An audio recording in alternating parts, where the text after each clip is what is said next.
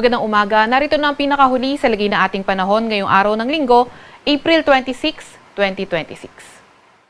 Narito ang ating pinakahuling satellite image kung saan ang easterlies o yung mainit na hangin galing karagatang Pasipiko ang nakakaapekto sa may Central Luzon, Southern Luzon, Visayas at Mindanao. Inaasahan nga rin natin na itong easterlies posible magdala ng mga paulan sa ilang bahagi ng Visayas at Mindanao. Mapapansin nga rin din natin dito sa may hilaga ng Pilipinas, meron tayong frontal system. Ito yung salubungan ng dalawang hangin na merong magkaibang air mass. So inaasahan nga natin na posible itong magpaulan sa area ng Batanes. At sa ngayon, wala tayong minomonitor na low pressure area or bagyo sa loob or malapit sa ating Philippine Area of Responsibility. Para naman sa lagay ng panahon ngayong araw, inaasahan nga natin, gaya ng binanggit natin kanina, yung frontal system posibleng magpaulan ngayong araw sa may lugar ng Batanes. Para naman sa lagay ng panahon sa Metro Manila at buong or sa nalalabing bahagi ng Luzon, partly cloudy to cloudy skies, may mga tsansa ng mga localized thunderstorms. Agwat ng temperatura ngayong araw sa Metro Manila ay 26 to 35 degrees Celsius. 17 to 26 degrees Celsius sa may Baguio, 24 to 33 degrees Celsius sa may Lawag, 25 to 35 degrees Celsius sa may Tugigaraw, 23 to 33 degrees Celsius sa may Tagaytay at 27 to 33 degrees Celsius naman sa may Legazpi. Inaasahan nga natin yung frontal system na posible magpaulan sa Batanes until tomorrow at pagdating ng Lunes, inaasahan na ang fair weather condition sa Metro Manila at buong Luzon.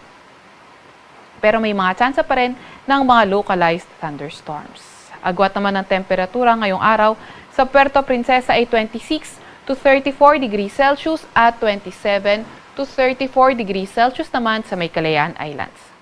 Para naman sa lagay ng panahon sa Visayas at Mindanao, inaasahan nga natin na itong easterlies magpapaulan ngayong araw sa may Caraga, pati na rin sa may Southern Leyte, pati na rin sa may Eastern Samar. Sa nalalabing bahagi ng Visayas at Mindanao, inaasahan nga natin yung bahagyang maulap hanggang sa maulap na papawirin at mga tsansa ng mga localized thunderstorms. Yung mga kasamahan natin sa Regional Services Division patuloy na maglalabas ng mga thunderstorm advisory, rainfall advisory o heavy rainfall warning kung kailangan.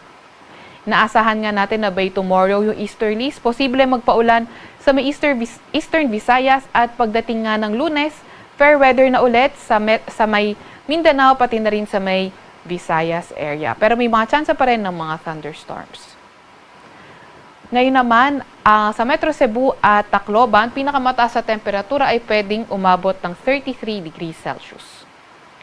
26 to 34 degrees Celsius naman sa may Iloilo, 26 to 34 degrees Celsius sa may Zamboanga, 25 to 32 degrees Celsius sa may Cagayan de Oro at 25 to 35 degrees Celsius sa may Davao. Update naman sa heat index kahapon na itala ang 40 to 41 degrees Celsius na heat index sa may Metro Manila. Ang pinakamataas na naitala sa ating bansa kahapon ay umabot sa 45 degrees Celsius. Yan ay sa may Puerto Princesa, sa may Palawan at Butuan City sa may Agusan del Norte. Umabot naman ng 44 degrees Celsius ang heat index sa may La Carlota, sa may Negros Occidental.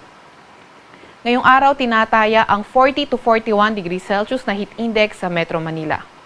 Ang pinakamataas na tinataya natin ngayong araw ay posible sa may La Carlota, sa may Negros Occidental. 43 degrees Celsius naman ang inaasahan nating heat index sa may Sangli Point sa Cavite, sa may Puerto Princesa sa may Palawan at sa may Aborlan, Palawan. Para naman sa lagay na ating karagatan, wala pa rin tayong gale warning sa kahit anong dagat baybayin ng ating bansa.